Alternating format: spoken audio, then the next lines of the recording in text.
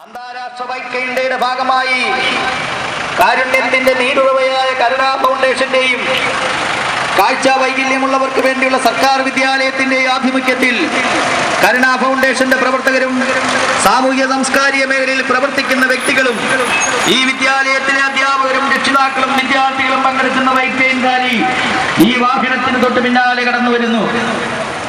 കാഴ്ചയുടെ ലോകം നഷ്ടമായ, വെളിച്ചം കടന്നു വരാത്ത കണ്ണുകൾക്ക് വെളിച്ചമാകുവാൻ ഈ സമൂഹത്തോട് ഐക്യദാർഢ്യം പ്രഖ്യാപിച്ച മേജർ രവി അടക്കമുള്ള സാംസ്കാരിക മേഖലയിലെ പ്രമുഖർ നയിക്കുന്ന റാലി ഈ വാഹനത്തിന് തൊട്ട് പിന്നാലെ കടന്നു വരുന്നു.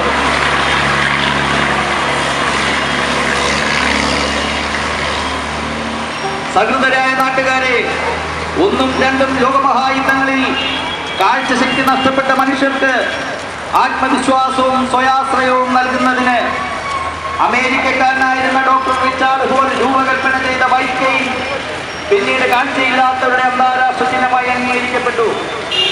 പരാശ്രയം കൂടാതെ ജീവിതം മുന്നോട്ട് നയിക്കുന്നതിന്